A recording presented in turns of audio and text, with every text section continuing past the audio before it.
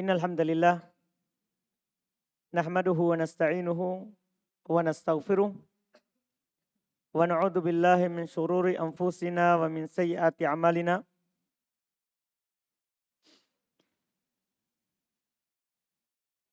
May yahdihillahu fala mudhillalah wa may yudlil fala hadiyalah. Asyhadu an la ilaha illallah wahdahu la syarikalah wa asyhadu anna Muhammadan abduhu wa rasuluh. Sallallahu ala nabiyina Muhammadin wa ala alihi wa ashabihi wa man tabi'ahum bi ihsan ila yaumiddin. Amma ba'd. Al-ikhwan wal akhwat rahimani wa rahimakumullah. Alhamdulillah kembali di malam hari ini kita belajar fikih dengan membaca kitab Al-Ghayatu wa Taqrib atau yang dikenal dengan Matan Abi Syuja fil Fiqh Syafi'i, dalam fikih Syafi'i.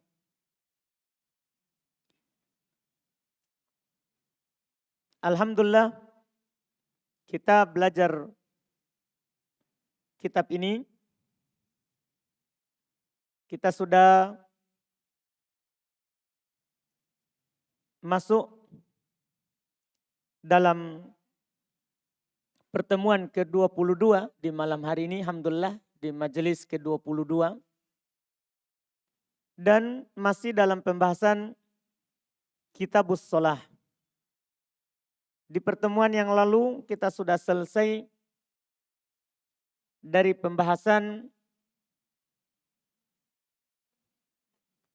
Arkanus Shalah, rukun-rukun di dalam sholat. Di pertemuan ini kita masuk dalam pembahasan yang belum sebutkan terkait dengan yang sunnahnya serta gerakan-gerakan yang ada dalam sholat. Karena di pembahasan yang sebelumnya itu tidak ada pembahasan gerakan. Karena rata-rata gerakan itu sunnah. Mulai dari mengangkat tangan sampai nanti salam, menengok ke kanan dan ke kiri, itu namanya gerakan. Gerakan tidak ada yang masuk dalam wajib. Makanya belum kita ambil masalah gerakannya. Kecuali kemarin yang Anda dahulukan masalah saat turun sujud. Karena itu memang harus dipasangkan. Jangan sampai kita hanya tahu sujudnya, cara turunnya, kita masih bingung. Makanya kita dahulukan. Kita lanjut. Qala al-imam al-qadi Abu Syuja rahimahullahu ta'ala wa sunanuha qabla dukhuli fiha syai'an. Sunnah-sunnahnya sebelum masuk dalam sholat ada dua perkara. Karena sunnah yang wajib sebelum masuk sudah dibahas. Berdiri, hadap kiblat, wudu, suci dari najis. Itu kan sudah dibahas yang wajib sebelum sholat. Ini belum katakan sekarang, sunnahnya sebelum masuk dalam sholat ada dua perkara. Al-adhan wal iqamah. Adhan dan iqamat. Para ulama kita rahimahumullah terkait dengan adzan, mereka ada sedikit silang pendapat. Bahkan dalam madhab Syafi'iyah pun terdapat silang pendapat terkait dengan hukum adzan dan iqamah. Setelah sebelumnya mereka sepakat kalau disyariatkan. Tidak ada perselisihan bahwa adzan dan iqamat itu disyariatkan. Berdalil dengan Al-Quran dan sunnah hadits Nabi SAW. Hadis sangat banyak. tentang disyariatkannya. Cuman mereka berselisih tentang wajib atau sunnah. Hukumnya. Kalau disyariatkannya sepakat, masyru', disyariatkan. Yang mereka perselisihkan adalah sunnah atau wajib. Dalam madhab Syafi'iyah, di antara mereka ada yang mengatakan sunnah seperti yang disebut dalam buku. Juga dalam madhab Syafi'iyah dikatakan juga fardu kifayah. Dan yang benarnya fardu kifayah. Itu pendapat yang kuatnya. Kenapa kita katakan fardu kifayah bukan wajib? Kenapa kita pilih bukan sunnah, kita katakan fardu kifayah. Tahu fardu kifayah? Fardu kifayah artinya kalau sudah ada yang melakukannya, maka yang lainnya sunnah. Tapi kalau tidak ada sama sekali yang melakukannya, semuanya berdosa. Itu bedanya fardu kifayah sama sunnah. Kalau sunnah, tidak ada satu kampung melakukannya, tidak berdosa. Tidak ada yang berdosa. Kalau cuman sunnah dibilang. Tapi kalau kita bilang fardu kifayah, satu masjid besar misalnya sudah adzan, maka masjid-masjid kecil sunnah. Itu keharusan pendapat. Dan pendapat yang kuat adalah yang mengatakan fardu kifayah. Fardu kifayah. Kenapa kita pilih pendapat yang fardu kifayah bukan sunnah? Karena datang hadis dari Nabi kita Muhammad SAW dengan lafaz perintah. Di antara haditsnya, hadits riwayat Imam Al-Bukhari, demikian pula Imam Muslim. Nabi SAW berkata kepada sahabat Malik ibn Huwairis,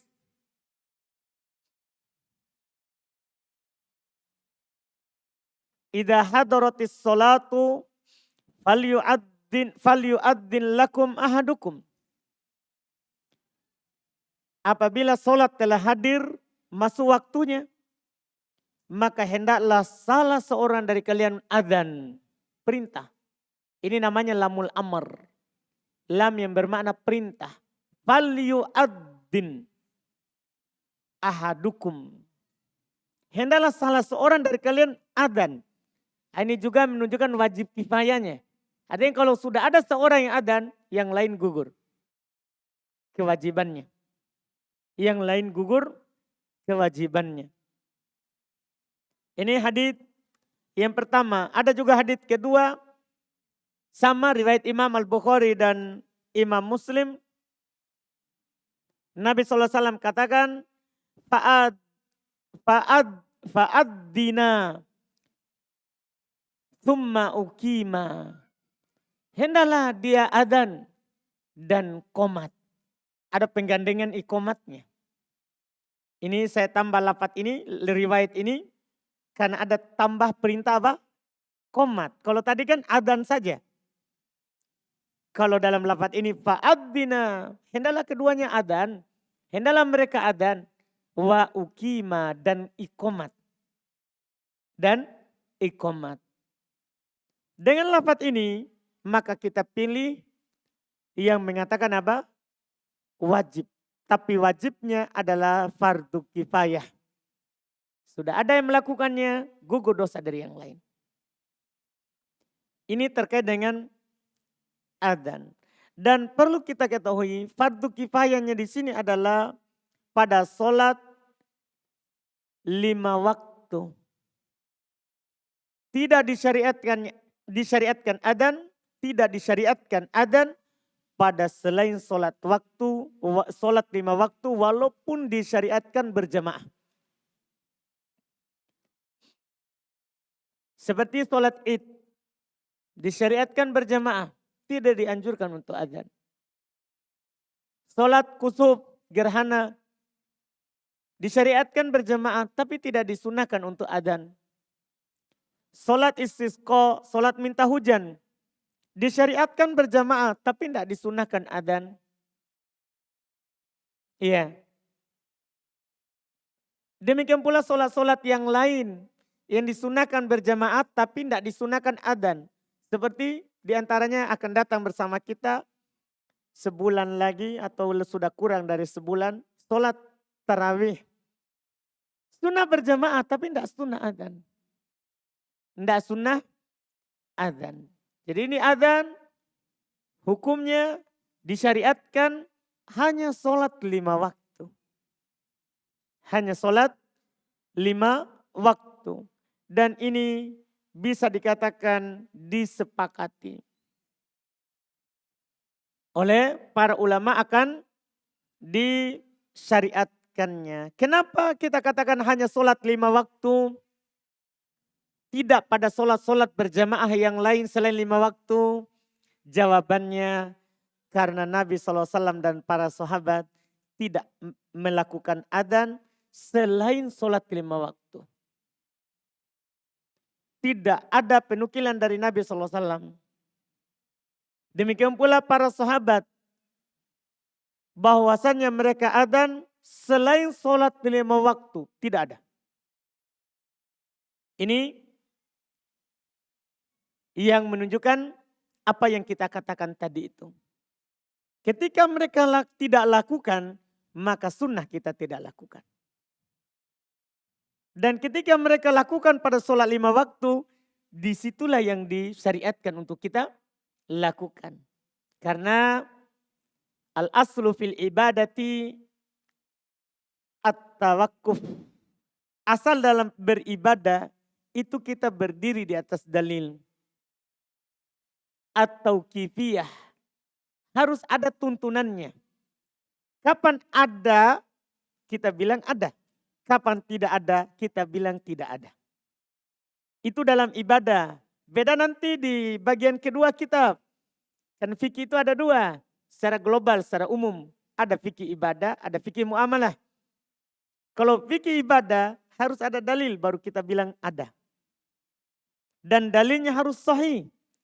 Kalau dalam fikih yang kedua nanti fikih muamalah asalnya boleh. Kita akan bilang tidak boleh kalau ada dalil yang melarang. Makanya yang dilarang dibahas dalam jual beli adalah jual beli terlarang. Jual beli terlarang. Karena kalau selain yang terlarang berarti boleh. Kalau dalam ibadah, ibadah yang diperintahkan. Bukan yang dilarang, tapi yang diperintahkan. Karena beda babnya. Beda babnya. Ini terkait dengan masalah adzan. Demikian pula iqamah.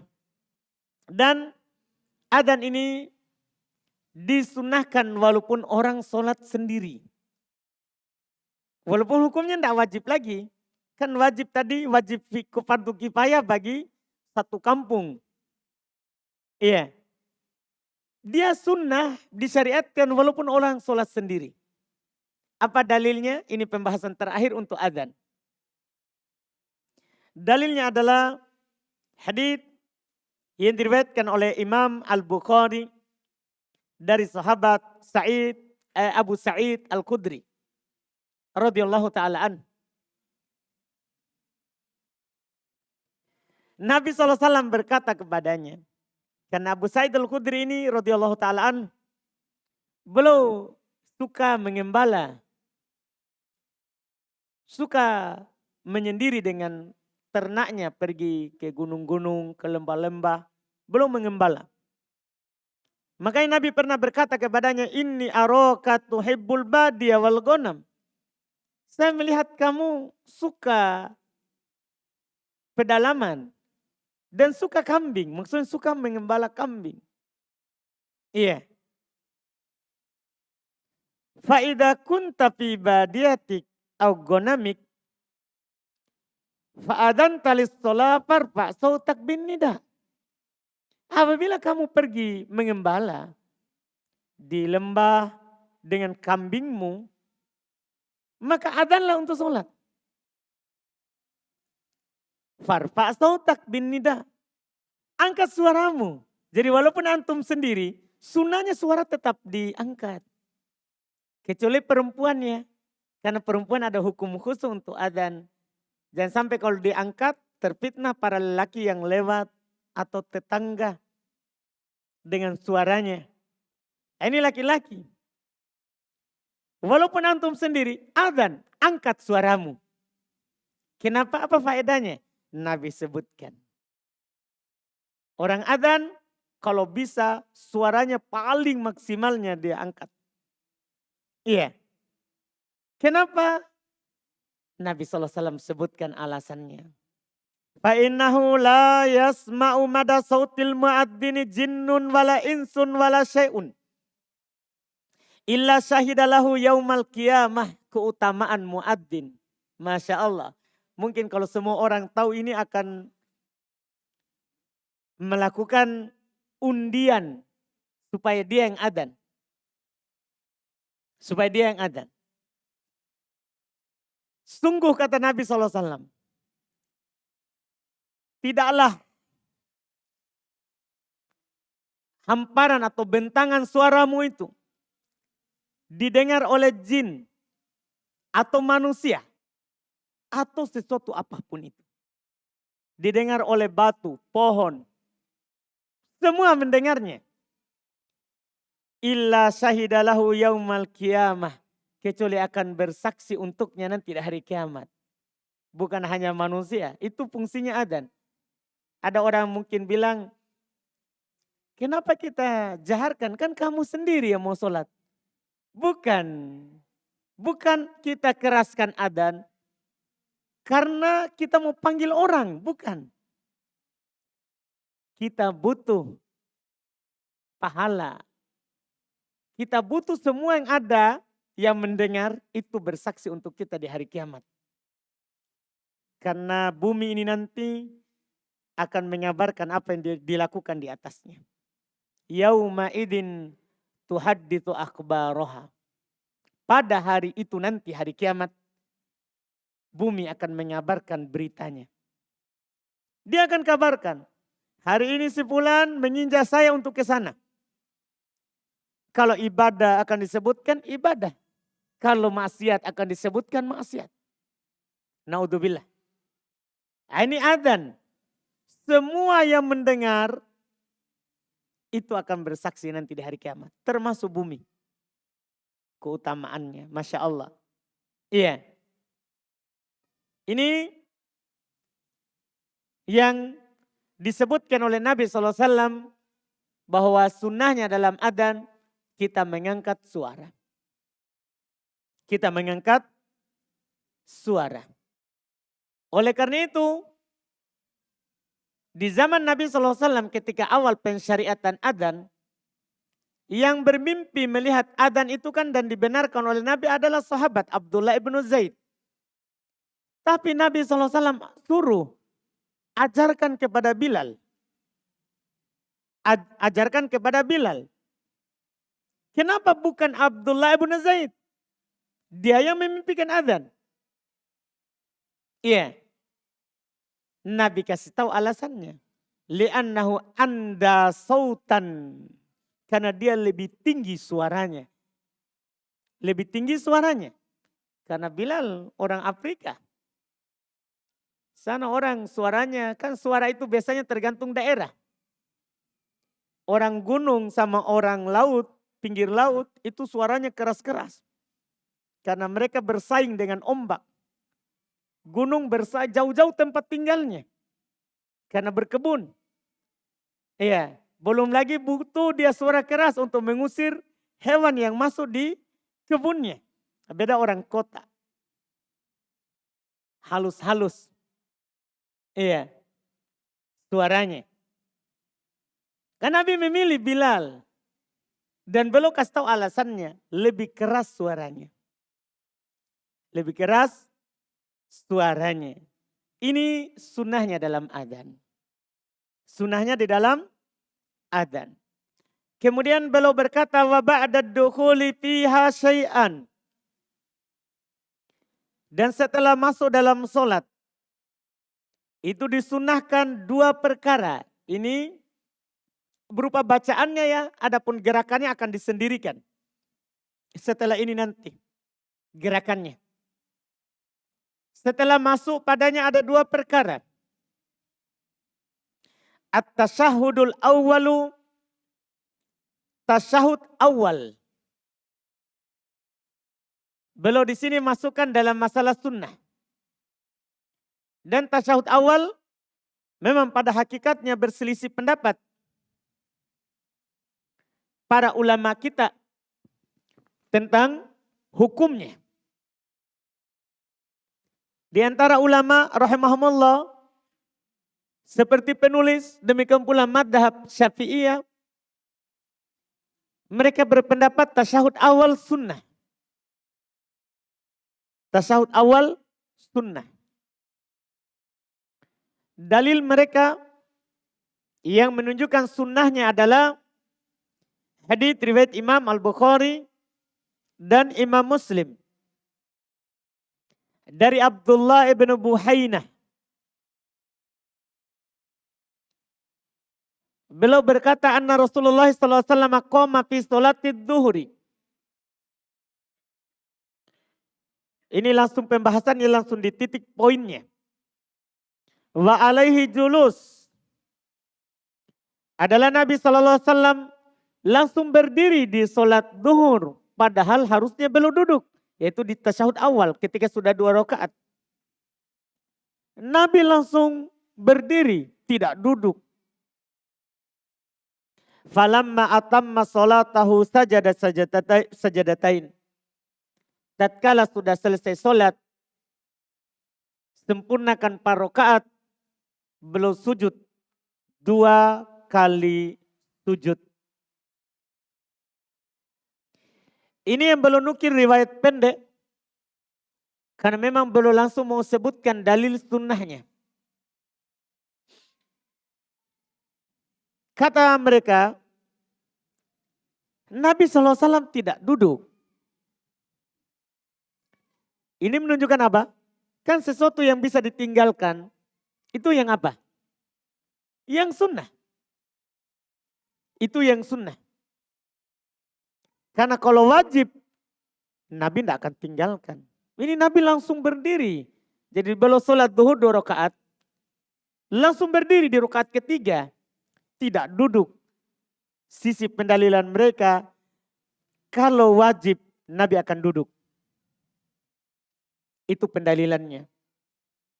Sementara selain Syafi'iyah, dalam masalah ini orang-orang Hanabilah dan selainnya mereka berpendapat tasyahud awal hukumnya adalah wajib, bukan sunnah. Hukumnya adalah wajib, bukan sunnah. Apa dalilnya? Hadits yang sama. Jadi sama hadisnya, cuman beda sisi pendalilannya. Kalau pendapat pertama berdalil karena Nabi langsung berdiri, tidak duduk. Iya. Kalau pendapat kedua dalilnya sama hadisnya, wajib karena Nabi sujud sahwi. Karena kalau sunnah tidak diganti dengan sujud sahwi. Yang diganti dengan sujud sahwi itu adalah apa? Yang wajib. Adapun Nabi tinggalkan, Nabi tidak lakukan. Mereka katakan karena sunnah, enggak, Nabi lupa. Bukan ditinggalkan sengaja, ini Nabi lupa. Oleh karena itu dalam riwayat yang lain dikatakan saha fasajadah. Beliau lupa maka beliau sujud. Dipahami mungkin? Jadi sini bukan karena sunnahnya Nabi tinggalkan, tapi karena apa? Lupa. Sebagaimana Nabi SAW pernah sholat asar. Disebutkan juga dalam riwayat beliau pernah sholat duhur, itu cuma 2 rakaat. Orang-orang yang mau segera pergi, sudah keluar dari pintu. Sudah keluar. Wa fil qaum Abu Bakar wa Umar. Dan di tengah waktu itu sahabat ada Abu Bakar, ada Umar. Orang-orang tidak menegur Nabi SAW karena haibah. Karena kedudukan Nabi SAW. Maka ada di tengah sahabat seorang bernama Dzul Yadain. Memberanikan diri bertanya kepada Nabi SAW, ya Rasulullah. Aqasuratis sholah am nasid. Wahai Rasulullah, apakah sholat sudah memang dikurangi? 4 sudah jadi 2. Atau engkau lupa? Atau engkau lupa? Nabi jawab, tidak dikosor. Iya, tidak dikosor. Dan belum bertanya kepada para sahabat, akama yakulul dzul yadain, apakah seperti yang dikatakan oleh dzul yadain? Kata mereka, iya. Maka Nabi langsung berdiri tambah 2 rakaat. Dan belum sujud sahwi setelahnya. Mungkin bisa dipahami? Jadi ini Nabi apa? Lupa. Jangan sampai ada yang mengatakan, oh enggak mungkin Nabi lupa kan Nabi. Nah, Nabi berkata, innama ana basyarum mitlukum. Ansa kama tansaun. Saya manusia seperti kalian. Bisa lupa seperti kalian lupa. Kan belum manusia. Tapi belum Nabi Allah. Rasul Allah subhanahu wa ta'ala. Semua yang belum ucapkan adalah wahyu. Iya. Tapi belum juga bisa lupa. Sebagaimana orang lupa. Jadi sini Nabi lakukan bukan karena, Nabi tidak lakukan bukan karena sunnahnya. Tapi karena lupa. Oleh karena itu pendapat yang kuat adalah yang kedua. Yang mengatakan wajib. Wajib. Karena Nabi ganti dengan sujud sahwi. Itu insya Allah ta'ala yang kuatnya. Itu yang kuatnya. Dan ingat, beda wajib sama rukun. Yang dulu kita ambil itu, pertemuan-pertemuan sebelumnya itu yang rukun. Artinya kalau tidak ada sholat. Kalau wajib, kalau tidak ada, kita tinggalkan karena sengaja, berdosa. Sholatnya sah.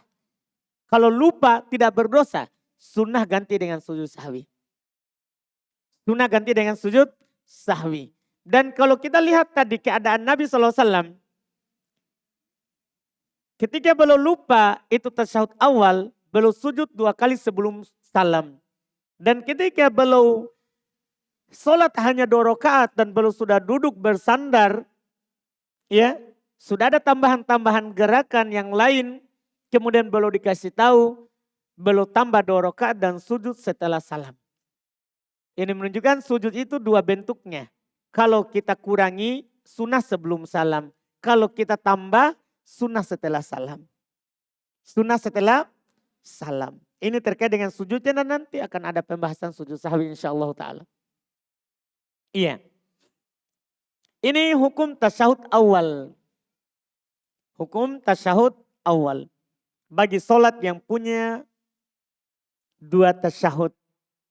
Adapun yang 1 tasyahud, yaitu tasyahud akhir, kita sudah bahas sebelumnya.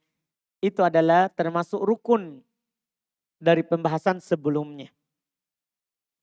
Kemudian beliau bilang termasuk yang sunnah adalah, dan ini pembahasan Masya Allah, termasuk yang seru kedua setelah basmalah. Kata beliau wal kunutu fis subuhi wa fil witri fin nisfil akhir min Ramadan. Termasuk yang sunnah katanya kunut di sholat subuh dan kunut di witir pada setengah terakhir dari bulan Ramadan. Ini beliau sebutkan dua jenis kunut. Kunut subuh dan kunut witir. Dan sebagai faedah kita akan sebutkan jenis kunut yang ketiga. Kunut nazilah. Kunut nazilah. Pembahasan ini Masya Allah pembahasan kunut. Kita alhamdulillah butuh untuk memahaminya dengan baik. Apalagi tentang kunut subuh. Apalagi tentang kunut subuh. Kita bahas dulu yang paling ringan. Kunut witir dan kunut nazilah. Kunut nazilah itu kunut yang disyariatkan karena ada yang nazil. Ada yang turun menimpa kaum muslimin. Ada musibah. Kunut nazilah Ini adalah jenis kunut yang tidak ada silang pendapat akan disyariatkannya. Ketika ada bahaya, musibah menimpa kaum muslimin, tidak ada silang pendapat akan disunahkan kunut di setiap sholat 5 waktu. Di setiap sholat 5 waktu, bukan hanya sholat subuh. Berdalil dengan hadits yang banyak, diantaranya ada hadits riwayat Imam Al-Bukhari dan Imam Muslim. Dari Anas bin Malik radhiyallahu taala anhu. Beliau berkata, qanatan Nabi sallallahu alaihi wasallam syahron yad'u ala ri'lin wa dhaqwan. Adalah Nabi sallallahu alaihi wasallam, kata Anas, kunut selama sebulan. Adalah Nabi sallallahu alaihi wasallam, kata Anas, beliau kunut selama sebulan. Mendoakan kejelekan terhadap Ri'il dan Dhaqwan. Ini kabilah kaum musyrikin. Kabilah ini adalah kabilah yang berniat jahat di masa Nabi SAW. Jadi mereka datang kepada Nabi seakan-akan butuh imam yang mengajarkan Al-Quran di kampungnya. Nabi mengutus sahabat-sahabatnya. Di tengah jalan mereka bunuh semuanya. Dan Nabi SAW menkunut karena menimpa kesedihan itu kaum muslimin. Banyak penghafal Quran dibunuh. Mereka ingin menghancurkan Islam tentunya. Kan kalau memerangi kaum muslimin agak susah. Dan memang bukan lagi agak susah. Tidak bisa dikalahkan kaum muslimin. Karena dijamin, dijaga oleh Allah Subhanahu wa ta'ala. Jangan berperang.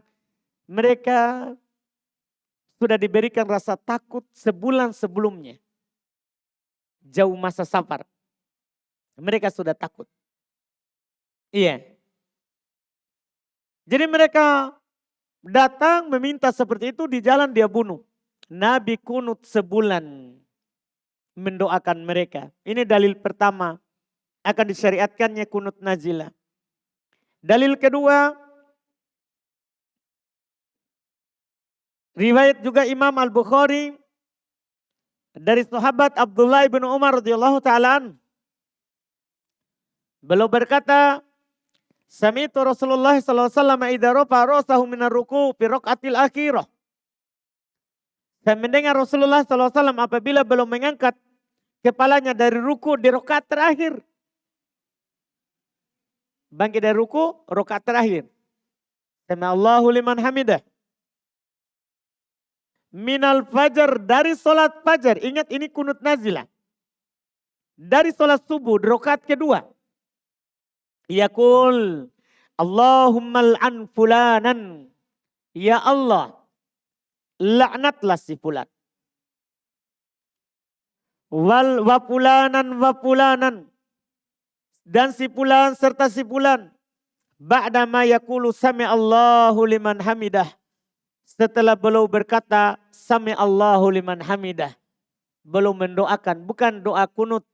Karena kunut nazilah bukan doa kunut itu yang Allahumma hdina fi man hadait. Wa afina fi man afait. Wa tawallana fi man tawallait. Bukan. Ini kunut nazilah. Kunut nazilah itu mendoakan yang sedang terjadi. Doanya tergantung apa yang terjadi. Iya. Kalau ada musibah ya kita baca supaya diangkat apa? Musibah. Iya. Ini kalau terjadi musibah. Iya, terjadi wabah, kunutnya angkat wabah.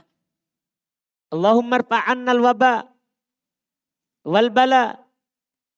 Kalau terjadi banyak fitnah dalam agama, ya fitnah yang diangkat, yang didoakan. Yang didoakan, dibaca. Ya tergantung nazilahnya apa, yang turun menimpa kita itu apa, itu yang kita baca. Bukan doa kunut itu. Karena sebagian orang kadang dia kunut nazilah judulnya. Tapi baca itu. Allahumma hadina fiman hadait. Tidak nyambung. Tidak nyambung. Iya. Ini kunut nazilah. Tidak ada silam pendapat akan disyariatkannya. Kunut yang kedua. Kunut witir. Kunut di sholat witir. Iya.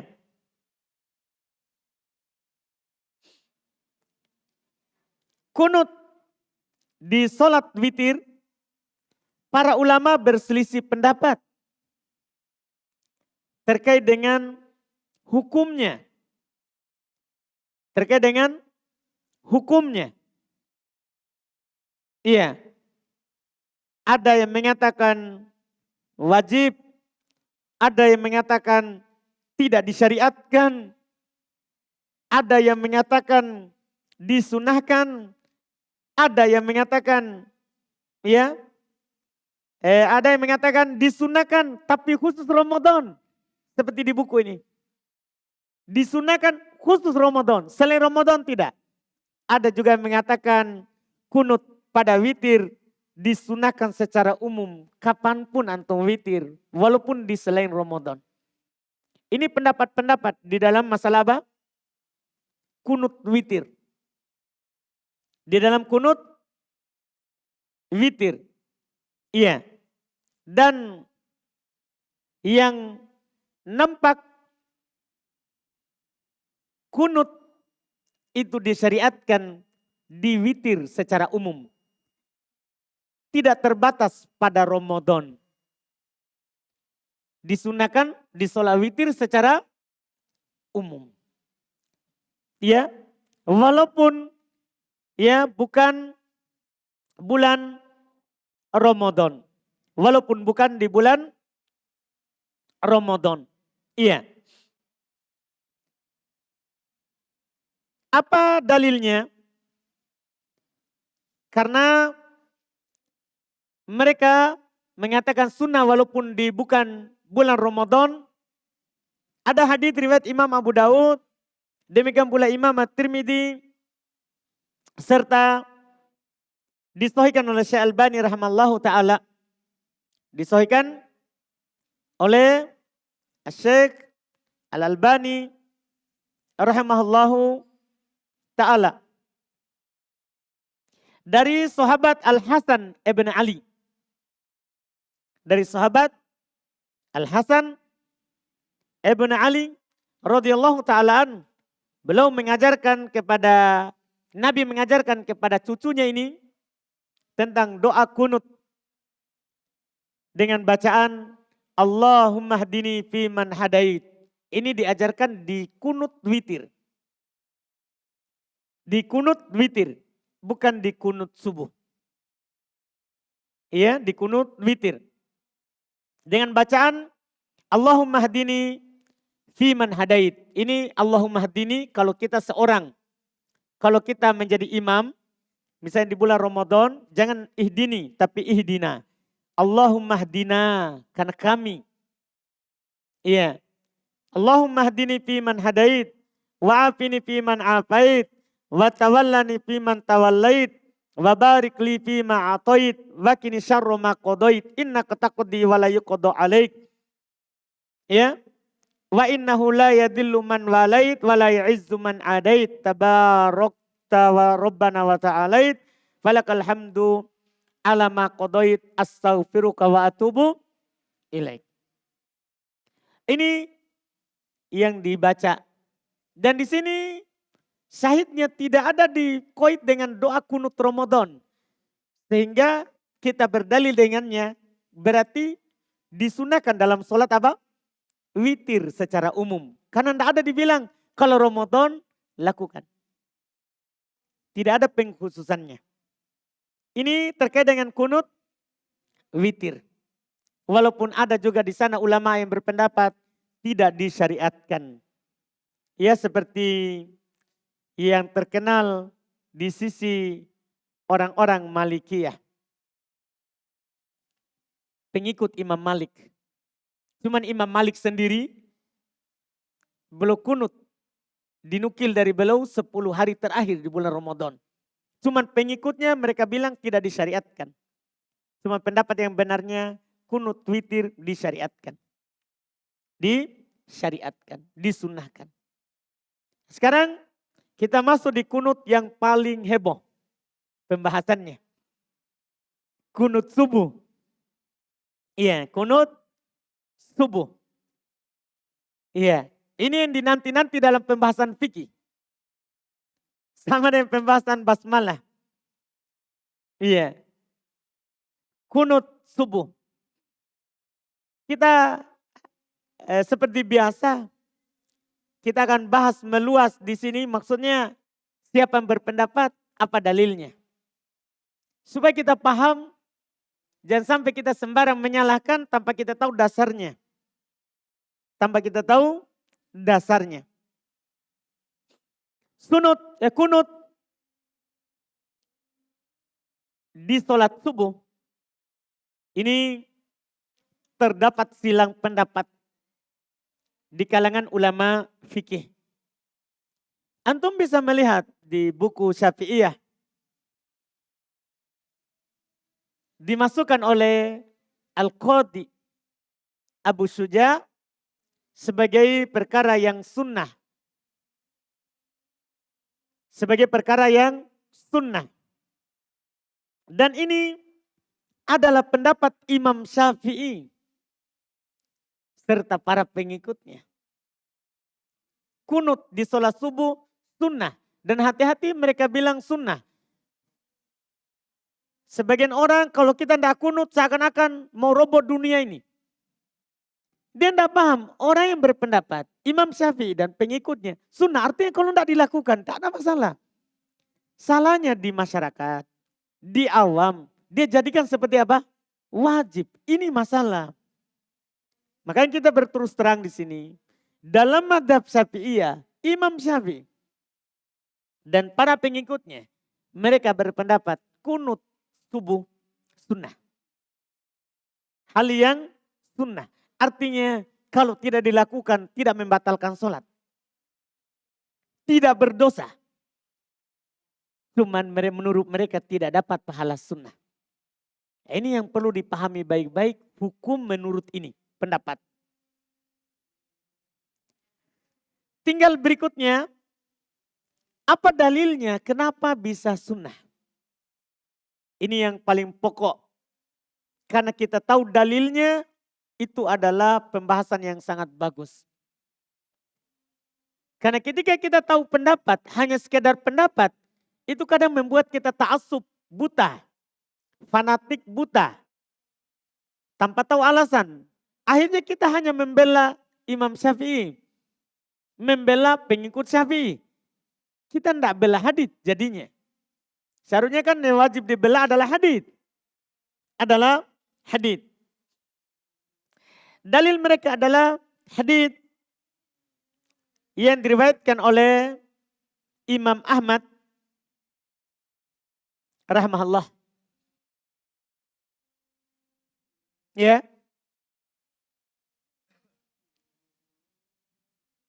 Juga Al-Imam Ad-Daruqutni dan Al-Imam Al-Baihaqi. Dari Anas bin Malik radhiyallahu taala anhu. Katanya Anas, mazala Rasulullah sallallahu alaihi wasallam yakunutu fil fajri hatta faraqat dunya. Nabi sallallahu alaihi wasallam terus kunut di sholat subuh. Tidak pernah meninggalkannya sampai beliau berpisah dengan dunia. Ini hadits Masya Allah. Nabi tidak pernah meninggalkan kunut subuh sampai meninggal. Ini riwayat Imam Ahmad. Imam Ahmad meriwayatkannya sampai ke Anas dengan sanadnya. Ada 3 orang sebelum Anas. Dan setelah Imam Ahmad. Yang mana beliau berkata haddatsana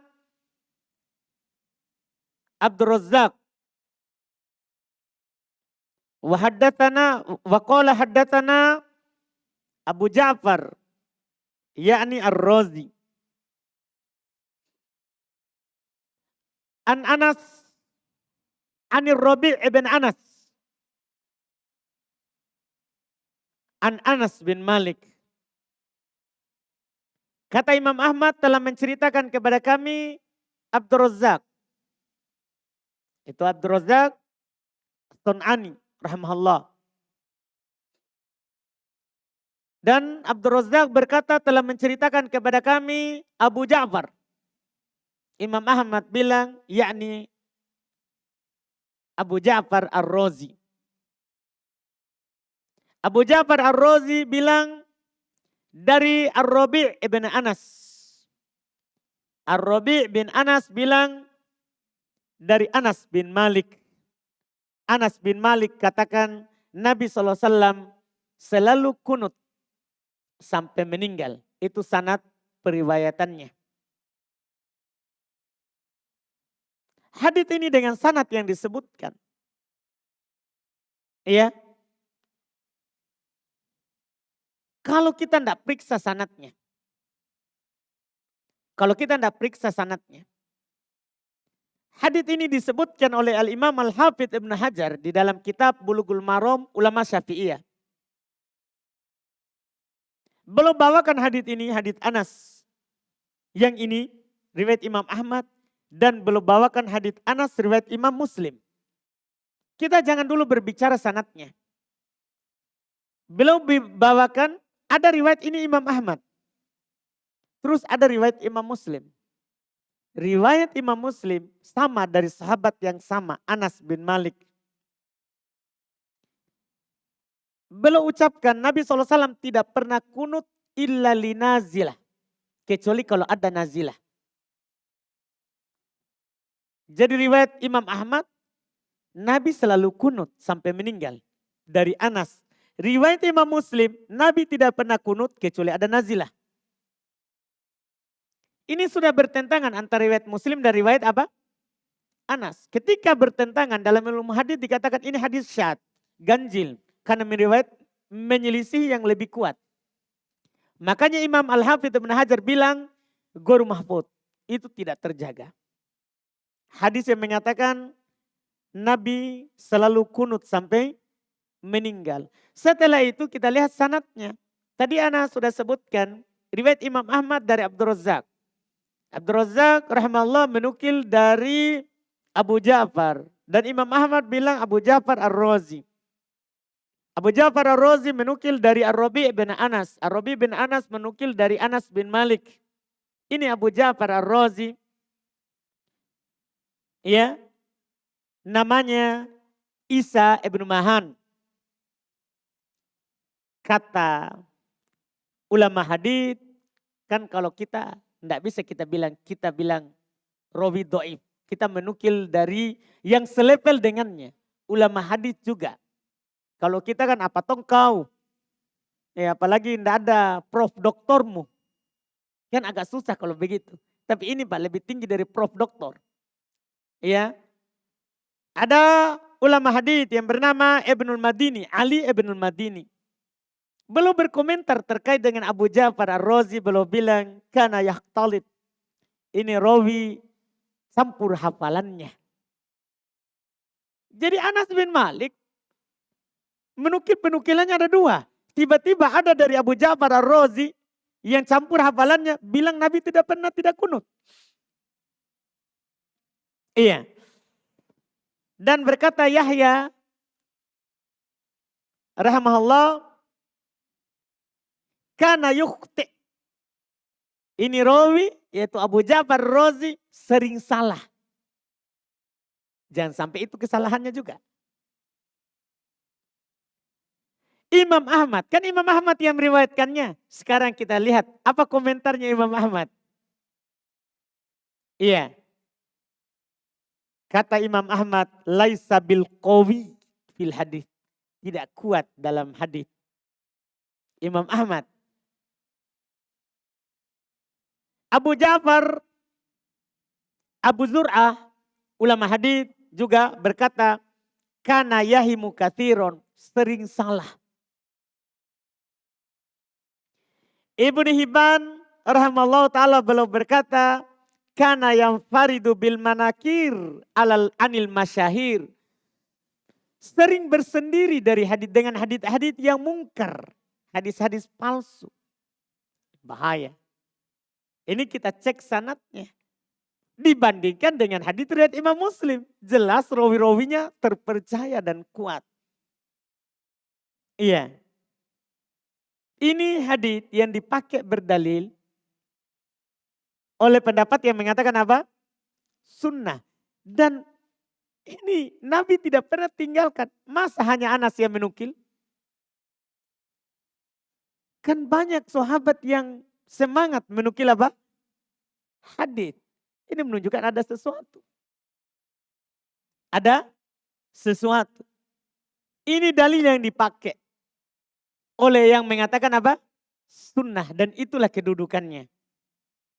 Sementara ulama lain seperti orang-orang Hanafiyah, demikian pula Hanabilah, bahkan orang Hanafiyah keras dalam masalah ini.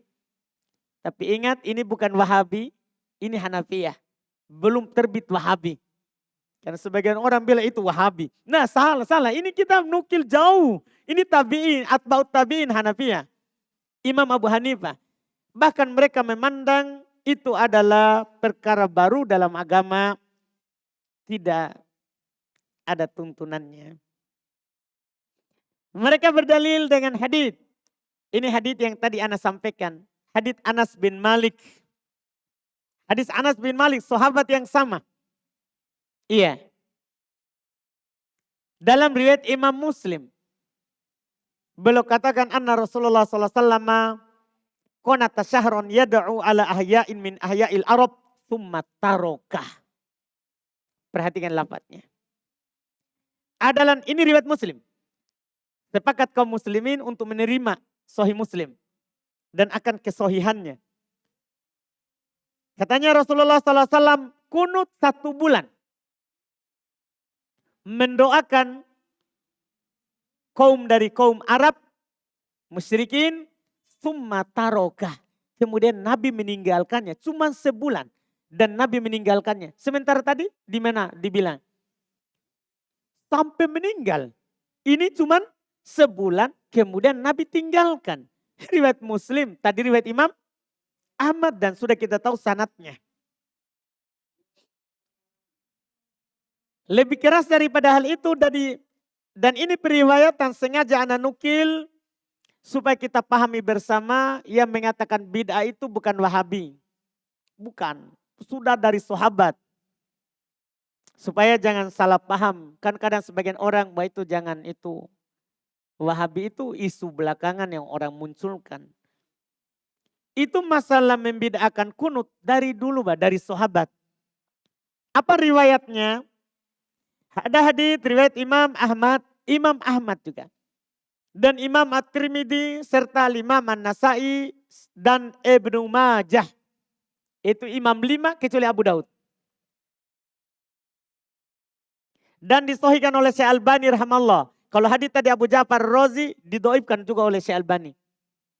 Iya. Kalau ini disahihkan oleh Syekh Albani rahimahullah. Dari Sa'ad ibn Tariq al-Asja'i.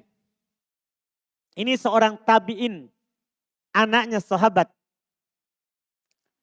Dia bilang, qultu li abi. Saya berkata kepada bapakku. Seorang sahabat. Dia bertanya kepada bapak. Seorang tabi'in. Anaknya sahabat bertanya kepada bapaknya. Sahabat. Ya abati. Wahai bapakku.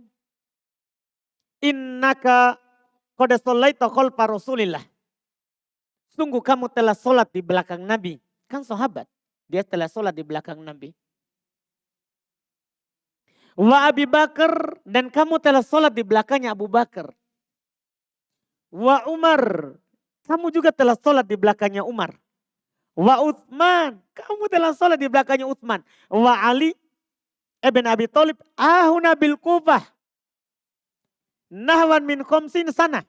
Di sini di Kufah sekitar 5 tahun katanya. Bahkan ada riwayat sekitar 50 tahun berarti kamu sholat itu. Di Abu Bakar, Umar, di Nabi, Umar, Utsman, Abu Bakar. Dan Ali. Iya, semuanya dia sholat di belakang khalifah yang 4 dan Nabi SAW. Orang-orang terbaik. Yang Nabi katakan alaikum bisunnati. Wajib bagi kalian berpegang dengan sunnahku. Was sunnatil khulafair rasyidin al mahdiyina min ba'di. Dan sunnahnya khalifah setelahku. Itu 4 orang tadi. Wajib kalian berpegang dengan itu. Jadi dia bertanya, akanu yaknutun, apakah mereka semuanya kunut? Nabi, Abu Bakar, Umar, Utsman, Ali. Apakah mereka kunut? Kol kata bapaknya, ya bunai muhdath. Wahai anakku bid'ah. Sahabat yang sudah begitu, Pak. Bukan hanya kita sekarang ini. Wahai anakku, perkara baru itu. Nabi tidak kunut subuh. Abu Bakar tidak, Umar tidak, Utsman tidak, Ali tidak. Ali tidak. Dengan dalil inilah kita memilih pendapat yang kedua. Bahwasanya kunut subuh tidak disyariatkan. Kunut subuh tidak disyariatkan. Kita muqaranah, kita bandingkan dalilnya. Satu berdalil dengan hadis dhaif, satu berdalil dengan hadis sahih Muslim. Dan juga ada riwayat tadi, riwayat Imam 5, kecuali Imam Abu Daud. Disahihkan oleh Syekh Albani rahimallahu taala. Iya, disahihkan oleh Syekh Albani rahimallahu taala. Kita memilih dalil yang lebih kuat. Kita memilih dalil yang lebih kuat.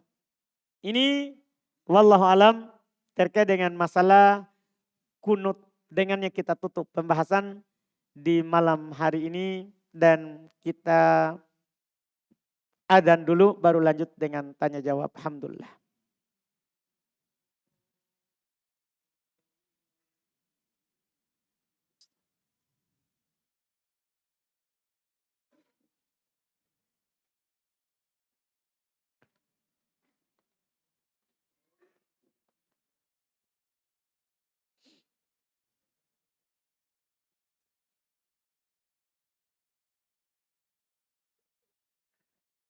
Baik, kita masuk di tanya jawab. Alhamdulillah. Di sini ada pertanyaan pertama. Yang paling atas. Apakah sholat yang tidak sepenuhnya bisa khusyuk dalam sholat termasuk dalam ancaman pada surat Al-Ma'un ayat 4 dan 5. Masuk sesuai dengan kadarnya. Itu ayat 4 itu. Alladzina hum an sholatihim sahun. Orang yang lalai dari sholatnya. Lalai dari sholatnya ini banyak penafsirannya dari kalangan ulama tafsir. Di antara yang disebutkan oleh Al-Imam Ibnu Katsir rahimallahu ta'ala yang paling utama adalah lalai an waktiha. Lalai dari waktunya. Dia sholat sampai akhir waktu. Dia sholat sampai akhir waktu. Itu maksud lalai. Tidak sholat di awal. Demikian pula lalai dari memenuhi rukun dan syaratnya. Bisa juga masuk dalam sahun. Lalai dari melakukan rukun dan syarat-syaratnya sholat. Itu yang kedua. Yang ketiga, lalai dari mentadaburi yang dia baca. Mentadaburi yang dia baca. Ini semua ini tergantung bentuknya. Ada lalai menjadi batal, ada lalai menjadi tidak menjadikan sholatnya tidak batal, tapi kurang pahalanya. Kalau lalai dari rukun dan syaratnya batal sholatnya. Kalau lalai dari melakukan di awal waktu, maka itu ancaman besar kalau tanpa udur. Bahkan Nabi katakan itu adalah sholatnya munafik. Itu adalah sholatnya apa? Munafik. Kalau dia lalai dari mentadaburi bacaannya, maka itu tidak membatalkan sholat. Itu tidak membatalkan apa? solat. Jadi tergantung lalainya bagaimana ini lalainya. Dan masuk semua dalam ayat. Masuk semua dalam ayat. Adapun ayat kelima kan itu batal amalannya. Karena ayat yang kelima apa? Alladzina hum an solatihim ra'un. Orang yang solat karena mau dilihat. Alladzina hum an alladzina hum yura'un. Mereka adalah solat karena mau dilihat. Itu batal solatnya karena riya. Tidak ada pahalanya. Karena riya itu di ayat yang kelima. Adakah dalil yang menguatkan untuk bergeser atau berpindah tempat jika melakukan sholat sunnah yang satu dengan sholat sunnah yang berikutnya? Tidak ada dalilnya, wallahualam. Tidak ada dalilnya, wallahualam. Apakah lafaz adzan as-salatu khairum minan naum pada sholat subuh itu disyariatkan? Dan apakah jawaban yang mendengar jika lafaz itu dikumandangkan? Iya. Kalau terkait dengan disyariatkannya, iya disyariatkan. Disyariatkan untuk dikumandangkan. Tapi bagi yang adanya cuma sekali, itu disunahkan katanya sholat subuh diucapkan. Tapi bagi yang adanya 2 kali dan itu yang disunahkan tepatnya, dia letaknya di adzan pertama. Di adzan pertama sebelum masuk waktu. Untuk membangunkan orang yang tidur supaya sholat. Atau menyadarkan orang yang sedang sholat supaya dia makan sahur. Supaya dia makan sahur. Karena kalau adzan kedua itu menunjukkan sudah mau masuk waktu nanti. Adzan pertama. Jadi disunahkan pada adzan pertama bagi yang punya 2 adzan. Kalau satu adzannya maka sunnah juga diucapkan di adzan kedua yang di adzan itu. Itu wallahu a'lam. Dan apa jawabannya? Jawabannya seperti lafadznya. Jawabannya seperti lafadznya. Walaupun ada juga mengatakan jawabannya adalah sodakta. Kamu benar bahwa sholat lebih baik daripada tidur. Lebih baik daripada tidur. Kemudian ini berikutnya.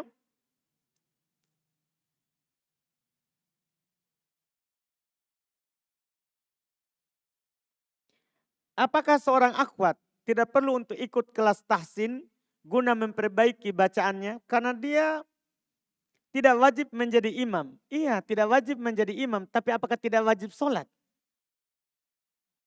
Itu pertanyaannya. Kita kan belajar Quran bukan karena kita mau jadi imam. Bukan. Kita belajar Quran itu karena kita mau sholat. Sholat dengan bacaan Al-Fatihah tidak benar, itu tidak benar sholatnya. Kan begitu? Iya. Dan kita juga belajar tahsin itu untuk membaca tartil. Memperbaiki bacaan kita karena beda pahalanya orang yang baca dengan benar sama orang yang baca tidak benar. Beda pahalanya. Nabi SAW yang katakan itu. Ya, ladzi yaqra'ul Qur'an wa huwa mahir ma'al kiramis safarotil baroroh. Orang yang baca Quran dalam keadaan lancar sesuai dengan tajwid aturannya maka bersama malaikat. Sementara alladzi yaqra'u wa yatata'ta, orang yang baca dalam keadaan tersendak-sendak, tidak lancar, tidak sesuai, itu walahu ajron, baginya 2 pahala. Pahala karena berjuang untuk membaca, pahala karena bacaannya juga. Jadi kan beda. Jadi kita belajar bukan karena mau jadi imam.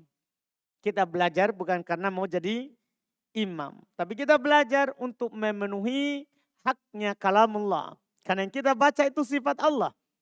Bukan sembarang. Itu sifat Allah. Kalam Allah subhanahu wa ta'ala. Kita membacanya dengan benar itu bentuk ta'ziman lillah. Bentuk pengagungan kita kepada Allah subhanahu wa ta'ala. Itu wallahu alam.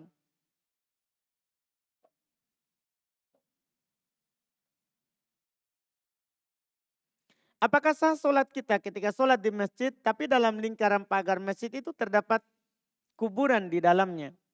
Kalau di kuburannya di kiblat batal, tidak sah. Karena ada larangan dari Nabi SAW, la tusallu ilal kubur wa la tajlisu alaih. Jangan kalian sholat menghadap ke kuburan dan jangan duduk di atasnya. Dan jangan duduk di atasnya. Jadi kalau di depan tidak sah. Kalau di depan tidak sah. Kalau di halaman sah. Cuma kalau kita cari masjid lain lebih bagus. Lebih bagus. Batalkah sholat apabila menangis dalam sholat karena melakukan kesalahan atau menyakiti hati suami? Iya. Kalau kita tidak buat-buat tidak sah, tidak batal. Tidak batal. Tapi karena kalau kita menangis karena terbawa dengan bacaan tadabbur atau memikirkan dosa yang pernah dilakukan, tidak batal. Tidak batal. Sah sholatnya. Wallahu alam.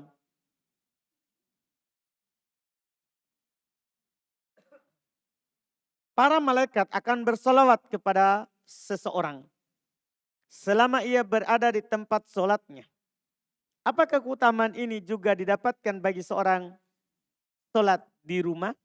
Ya sama, selama dia menanti sholat, ya sama hukumnya. Kalau dia sholat maghrib, dia tidak berpindah sampai sholat isya. Demikian pula dia sholat subuh, dia tidak berpindah ya sampai matahari naik dia sholat duha. Sama berlaku umum. Berlaku umum wallahualam. Kemudian pertanyaan kedua, waktu sholat bagi wanita di rumah, sholat duhur pada hari Jumat. Apakah menunggu sholat Jumat di masjid? Ataukah jika sudah masuk waktu duhur maka wanita di rumah sudah bisa sholat duhur? Iya sudah bisa sholat duhur. Tidak menunggu sudah sholat Jumat. Kapan waktu sudah masuk maka sudah masuk dan sudah boleh dia melakukan sholat duhur. Sudah boleh dia melakukan sholat duhur.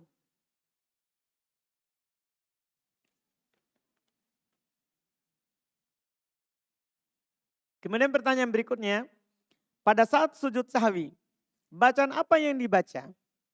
Dan bagaimana cara melakukan sujud sahwi? Tolong dijelaskan tata cara dan bacaannya Ustaz. Kalau tata caranya seperti sujud biasa. Karena Nabi dinukil oleh para sahabat fasajada sajadatain. Maka Nabi sujud 2 kali sujud. Seperti sujud biasa yang 2 kali sujud. Itu kita sujud. Kemudian kita bangun, duduk antara dua sujud. Kemudian sujud lagi, kemudian bangun. Itu kalau caranya. Bacaannya, bacaan sujud. Tidak ada yang sahih dari Nabi bacaan khusus. Saat sujud sahwi. Yang dibaca adalah bacaan sujud. Yang dibaca adalah bacaan sujud. Kemudian pertanyaan yang berikutnya. Pada duduk di antara 2 sujud. Bacaan Robbik Firli. Ini dibaca berapa kali? Boleh sekali paling rendahnya. Boleh 2 kali, 3 kali. Dan boleh diulang-ulang sampai kita sujud. Sampai kita sujud. Iya, tidak ada kalimat yang membatasinya. Tidak ada kalimat maksudnya yang membatasinya 2, 3. Tidak boleh kita baca beberapa kali.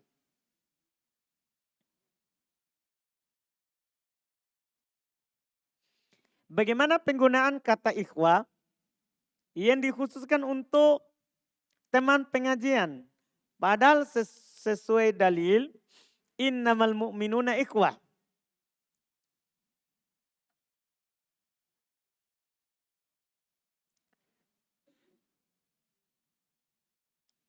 Nanti ada lagi istilah dan ini ada lagi katanya istilah ikhwah baru yang baru taklim dan ikhwah lama yang sudah lama taklim.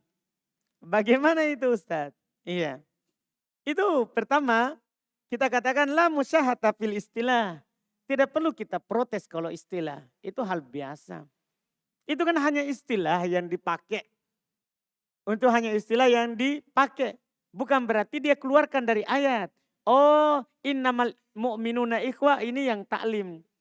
Kalau yang tidak taklim bukan ikhwah. Enggak, itu hanya istilah saja yang berjalan. Ya, itu hanya istilah saja yang berjalan. Bukan berarti pemahaman kebalikannya yang tidak taklim bukan lagi ikhwan.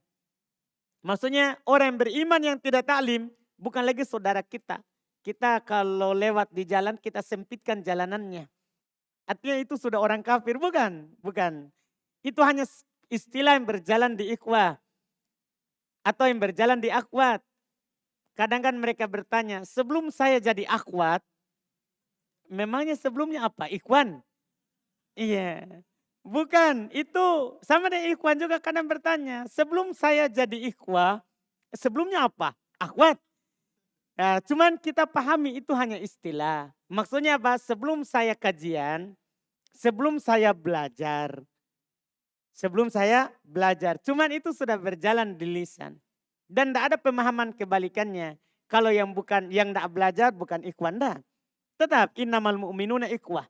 Seorang yang beriman itu semuanya bersaudara. Semuanya apa? Bersaudara. Cuman itu istilah. Dan tidak perlu kita protes kalau istilah begitu. Sama dengan istilah ikhwah lama, ikhwah baru. Itu istilah saja. Tidak perlu kita permasalahkan. Tidak perlu kita permasalahkan. Maksudnya mungkin ini sudah lama ta'lim, ini masih baru ta'lim. Tidak perlu kita protes setiap istilah. Sekedar istilah saja itu. Ya. Kecuali dia jadikan wala wal baro. Benci dan cintanya di atas ikhwah lama, ikhwah baru. Itu baru masalah. Karena benci dan cinta itu dibangun di atas Quran dan sunnah. Bukan dibangun di atas ikhwah baru dan ikhwah lama. Kalau pakai jubah kita cinta. Kalau tidak pakai jubah, tahan dulu cinta kita sampai dia pakai jubah. Wah itu sudah, itu namanya hizbi. Itu namanya hizbi. Enggak. Ya, Nabi SAW semua belum perlakukan semuanya sama. Orang Arab Badui sama orang Arab yang di kota belum perlakukan sama. Belum perlakukan apa? Sama. Iya. Semuanya bersaudara selama orang ikhwan. Masalah pakaian itu kan enggak semua orang kadang ya kita wajibkan langsung pakai jubah. Enggak. Kan syarat pakaian itu menutup aurat. Enggak ada kewajiban pakai jubah. Cuman kalau pakai jubah itu lebih bagus menutup auratnya. Enggak ada kewajiban pakai jubah sebagaimana tidak ada kewajiban pakai imamah. Yang wajib adalah dia berpakaian. Iya. Yang wajib adalah dia berpakaian. Ya sama dengan akhwat. Sama dengan akhwat. Kalau pakai hitam, oh ini akhwat. Kalau masih warna-warni, ini bukan, masih setengah akhwat. Enggak ada. Yang penting dia sudah berpakaian, itu sudah bagus. Dia sudah pakai pakaian yang menutup semua badannya. Ya, mau warnanya masih warna coklat, warna. Ini kan yang penting dia sudah tutup auratnya. Sudah tutup auratnya. Walaupun kalau yang hitam itu lebih sempurna menutup auratnya. Karena hitam itu walaupun tipis, itu menutup. Tidak menggambarkan, beda warna lain. Beda warna lain. Oleh karena itu kebanyakan dari para sahabiat, para wanita sahabat, itu mereka pakai hitam. Mereka pakai yang hitam. Kalau keluar, kalau dalam rumah bebas mau warna apapun. Bahkan tanpa pakaian pun tidak ada masalah. Iya. Ya begitu ya, alhamdulillah. Itu yang dipahami. Cuma itu istilah saja. Istilah saja tadi tidak perlu diambil hati. Iya. Kemudian ini pertanyaan berikutnya. Bagaimana cara sujud sahwi dan bacaannya karena saya tidak paham mengenai sujud sahwi. Tadi sudah ya. Sebelum dan setelah salam. Apa maksud dari menambah dan mengurangi? Menambah artinya ada gerakan tambahan. Misalnya tadi Nabi hanya salam. Nabi langsung salam di 2 rakaat. Terus Nabi pergi duduk bersandar. Sudah bercerita itu kan namanya tambahan. Atau ada orang sholat. Sudah rakaat keempat dia berdiri. Ditegur, subhanallah, dia duduk. Berarti kan dia menambah, itu namanya menambah. Mengurangi, seharusnya dia duduk tasyahud awal, tapi dia langsung bangkit. Itu namanya apa? Kurang. Itu namanya kurang. Kurang dalam gerakan. Menambah dalam gerakan. Menambah dalam gerakan. Itu yang dimaksud dengan menambah dan mengurangi. Kalau menambah setelah salam, Assalamualaikum warahmatullahi wabarakatuh. Assalamualaikum warahmatullahi wabarakatuh. Setelah itu sujud. Allahu Akbar. Allahu Akbar. Allahu Akbar. Allahu Akbar. Salam. Tanpa tasyahud. tanpa tasyahud lagi. Kalau sebelum salam artinya setelah tasyahud, setelah sudah selesai tasyahud, Allahu Akbar langsung sujud. Allahu Akbar, Allahu Akbar, Allahu Akbar, Assalamualaikum warahmatullah, Assalamualaikum warahmatullah. Itu caranya. Bacaannya sudah juga tadi, alhamdulillah. Silakan.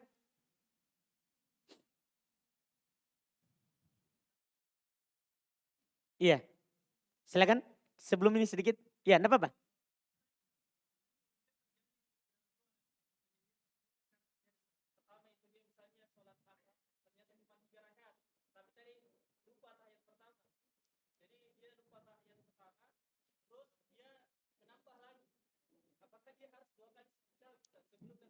Baik, Masya Allah. Tidak Pak, jadi itu sujud sahwi boleh sebelum salam, boleh setelah salam. Cuma itu tadi sunnahnya. Iya kan? Iya, kalau ada dia sudah menambah juga mengurangi, ya sudah bebas sebelum dan setelah. Enggak. Silakan.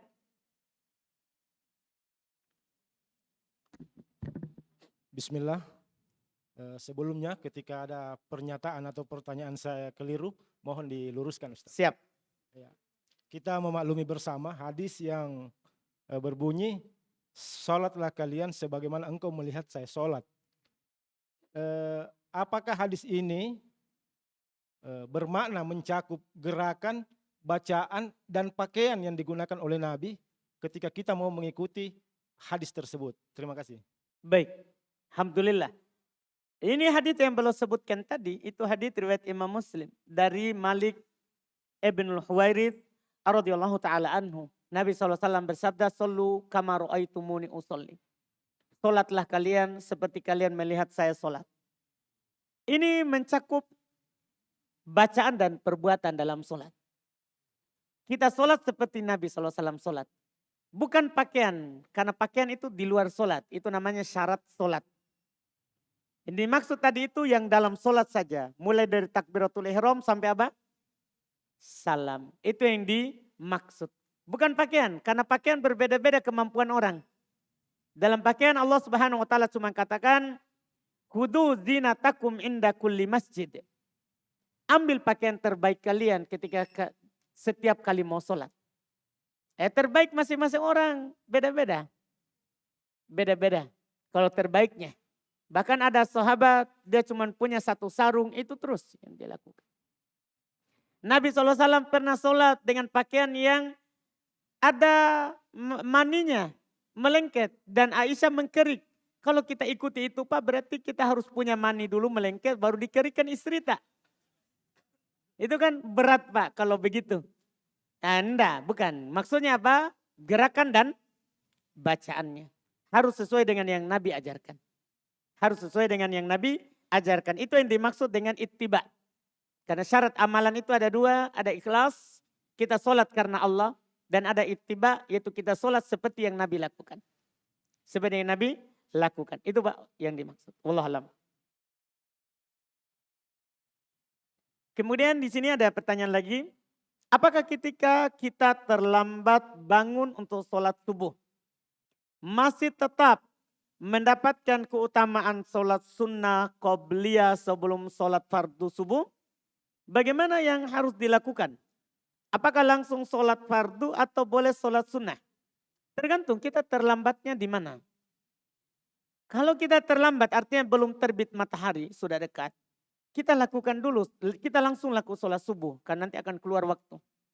Nanti sholat sebelum subuhnya bisa diganti setelah terbit matahari. Adapun kalau kita terlambatnya kita bangun sudah matahari tinggi. Maka kita boleh sholat qobliyah dulu, setelah itu baru sholat subuh. Baru sholat subuh, boleh. Itu yang dilakukan. Jadi kita terlambat itu dilihat. Dilihat. Wallahualam.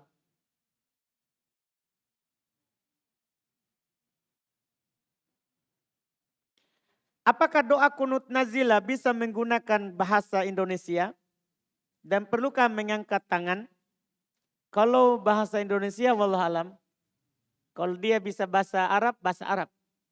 Karena Nabi SAW bersabda, "Inna hadis sholah la tasluh li kalamin nas." sholat itu tidak cocok untuk ucapan manusia. Jadi kalau kita berdoa dengan bahasa Arab itu lebih cocok. Wallahualam. Iya. Kemudian apakah mengangkat tangan? Sunnah mengangkat tangan. Sunnah dibolehkan secara umum. Walaupun para ulama mengatakan Nabi tidak dinukil mengangkat tangan dalam kunut. Nabi tidak dinukil. Oleh karena itu sebagian ulama yang lain mengatakan tidak sunnah angkat tangan dalam kunut.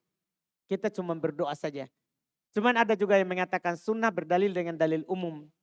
Berdalil dengan dalil umum. Bahwa Allah Subhanahu wa ta'ala malu untuk mengembalikan tangan orang yang terangkat dalam doa. Mengembalikannya dengan kosong. Dengan dalil itu mereka katakan sunnah angkat tangan. Tapi kita menukil apa yang dilakukan oleh Nabi itu beliau tidak angkat tangan.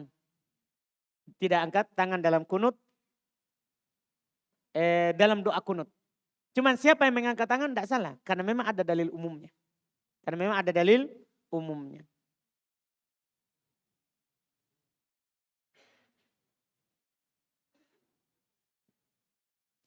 Apa saja kewajiban orang tua terhadap anaknya yang baru lahir? Iya, bukan kewajiban ya, tapi bagi yang berpendapat wajib bisa juga dibilang kewajiban. Kita katakan seharusnya pertanyaannya apa yang disunahkan bagi orang tua terhadap anaknya yang baru lahir? Ya, terhadap anaknya yang baru lahir. Ada beberapa hal yang disyariatkan dari Nabi kita Muhammad SAW. Disunahkan baginya untuk mengakikahkannya, memberinya nama, mencukur rambutnya, dan menimbangnya serta menyedekahkannya senilai dengan nilai timbangannya itu. Timbangnya saya juga pernah ditanya, timbangnya pakai apa? Jangan timbang pakai timbangan buah. Jangan, itu tidak bergerak timbangannya. Ya, karena rambut ini kecil. Jadi karena sebagian orang, ditimbang pakai timbangan buah. Atau timbangan kue, bukan. Timbangnya pakai timbangan emas atau perak. Karena dia biar sedikit akan bergerak. Iya, itu mudah sekali caranya kita pergi ke penjual emas. Minta ditimbangkan rambutnya. Insya Allah dia mau. Kalau tidak mau, bayar saja. Tidak ada masalah. Tidak ada masalah. Jadi kita timbang dan kita sedekahkan nilainya. Ke orang miskin. Itu hal-hal yang disunahkan wallahualam.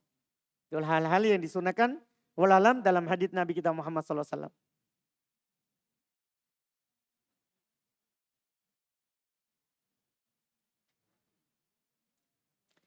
Kemudian ini berikutnya lagi, kita sedikit lagi ya. Karena waktu.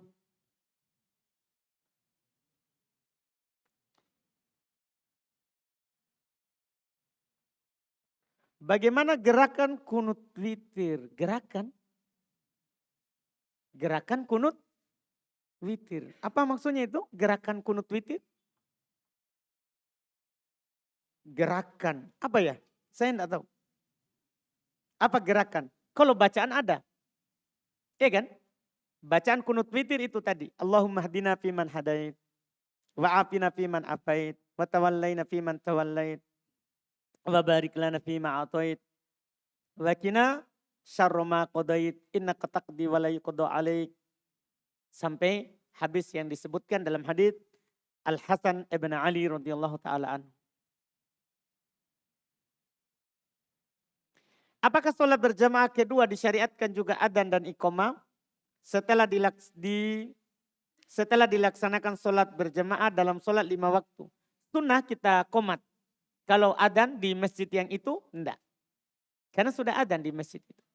Sunnah kita apa? Qomat. Kalau enggak qomat juga enggak masalah, cuman sunnahnya apa?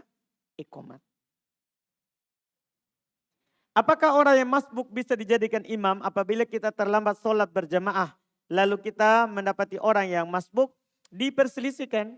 Dan yang utamanya supaya keluar dari perselisihan, dia tidak ikut dia yang masbuk. Dia buat jamaah sendiri. Dia buat jamaah sendiri itu untuk amannya. Supaya tidak masuk dalam perselisihan. Iya.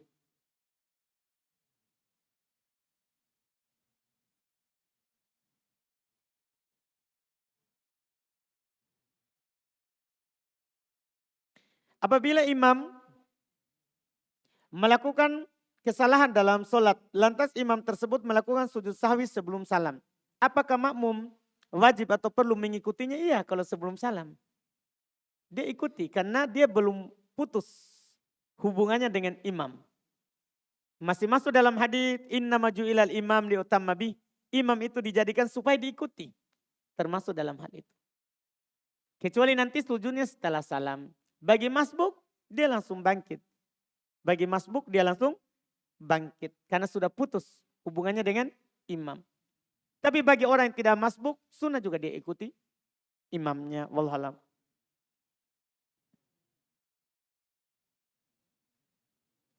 Apakah mengangkat salah satu dari 7 anggota sujud pada saat sholat atau posisi sujud dapat membatalkan rakaat sholat? Tidak batal, cuman dia berdosa.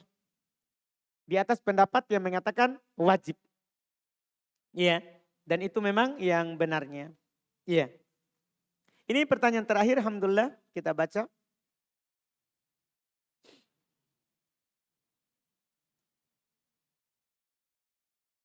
Mau bertanya, Masya Allah ini diketik, ini mantap. Mau bertanya, saya suami yang baru menikah dan baru mengenal kajian sunnah. Yang tentunya menginginkan kebaikan untuk istri seperti pakaian syar'i dan niqab, tidak pakaian ketat apalagi saat pesta pernikahan. Tetapi istri belum mau dan lebih banyak cemburu jika diingatkan kalau cantik dan bagus dan terjaga jika perempuan pakaian syar'i dan niqab. Tapi istri mengira kita menyukai pribadi akhwat itu, padahal suami cuma ingin istri pakaian seperti itu. Bagaimana sebenarnya Ustadz sikap suami dan langkah-langkahnya untuk mendakwahi istri dan sampai kapan kita dakwahi? Masya Allah. Iya. Kita kata Nabi SAW, rifqon bil qawarir. Lemah lembutlah terhadap para perempuan. Itu yang pertama. Kita dakwakan lemah lembut. Dia seperti kita sebelumnya yang belum kenal hidayah. Jadi jangan posisikan dia seperti kita. Jangan posisikan dia seperti akhwat yang sudah lama, sudah kenal hidayah. Enggak, kita posisikan dia seperti orang awam yang belum dapat hidayah. Lemah lembut kepadanya. Lemah lembut kepadanya. Iya, ini kata Nabi SAW. Dan jangan membiarkannya kalau dia salah, tetap nasihati. Karena Nabi SAW menjelaskan bahwa para perempuan itu khuliqona min dila'in. Dicipta dari tulang rusuk yang bengkok. Cuman indahapta tuqimahu kasarta. Kalau antum langsung pergi mau meluruskannya, maka antum akan patahkan. Tapi wa in tarokta lam yakun mu'wijan. Kalau antum tinggalkan juga, biarkan tidak diperbaiki, maka akan bengkok terus. Maka apa yang dilakukan? Kata Nabi, istausu bin nisa'i khairah. Nasihatkan dengan nasihat-nasihat yang terbaik. Nasihat yang terbaik. Seperti kalau cara tadi itu membuat dia cemburu, jangan sampai dia menganggap bahwa kita tidak suka lagi. Kayaknya ini mau mencari istri yang cadar. Kadang dia akan bilang sudah tinggalkan mak saja. Jangan bandingkan. Dakwakan saja, jangan menyakiti perasaannya. Itu tambah. Ya, tapi kita yang tahu istri tak. Kadang sebagian perkara tidak cocok, di sebagian orang cocok kalau dikasih tahu begitu. Coba seperti itu. Bisa, sebagian perempuan bisa begitu. Tapi sebagian perempuan kita kira kita mau sudah ke sana makin lamar itu. Tinggalkan mak. Nah, itu kan agak susah. Jadi kita yang tahu istri kita.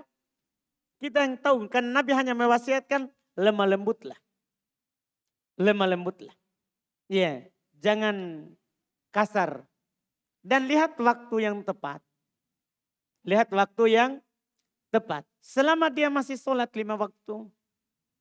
Masih puasa. Masih taat kepada suami. Kalau kita mengajaknya. Itu alhamdulillah. Itu alhamdulillah. sudah kebaikan.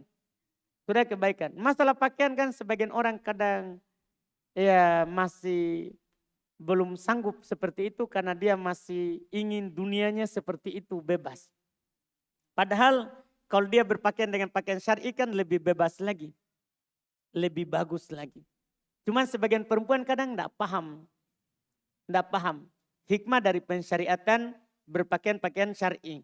Kan Allah sudah sebutkan ketika Allah katakan kepada Nabi kita Muhammad SAW. Ya ayuhan nabi kulli azwajika wa banatika wa nisa'il mu'minin yudnina alaihinna min jalabi bihinna dalika adana ayyurabna walai udain. Iya, kata Allah Subhanahu wa taala, wahai Nabi, katakan kepada istrimu, anak perempuanmu dan para wanita muslimat, para wanitanya orang-orang yang beriman untuk mengulurkan jilbabnya dari atas kepala ke dada ke bawah. Iya. Itu kata Allah supaya mereka lebih mudah dikenal. Dan mereka tidak diganggu. Mereka tidak diganggu. Itu kan hikmah pensyariatan. Hikmah pensyariatan. Kalau mereka tahu itu insya Allah tanpa kita suruh pun dia akan mau memakainya. Dia akan mau memakainya. Cuman kadang ya banyak hal yang membuat, saya sebutkan di buku Saku, hadiah untuk muslimah, hukum seputar hijab dan tabarruj. Para ulama kita ternyata menyebutkan bahwa sebab seorang perempuan itu tidak pakai hijab, ada beberapa sebabnya. Pertama karena bodoh. Tidak tahu hukumnya memang. Jadi makanya perlu dikasih tahu. Yang kedua karena dia terpengaruh dengan pemikiran-pemikiran ahli dunia, orang-orang kafir. Ya.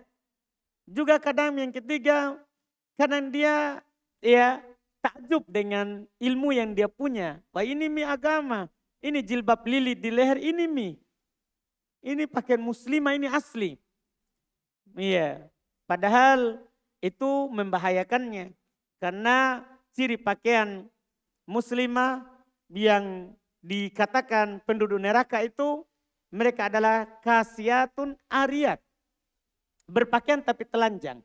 Dia pakai jilbab tapi telanjang, lehernya kelihatan berbentuk, dadanya berbentuk. Itu kan bukan pakaian muslimah namanya. Itu pakaian penduduk neraka. Cuman sekali lagi itu kan hadits-hadits ancaman. Kita sampaikan pelan-pelan sambil kita doakan hidayah. Adapun kita bertanya sampai kapan bersabar? Sampai dia mau melakukannya, alhamdulillah.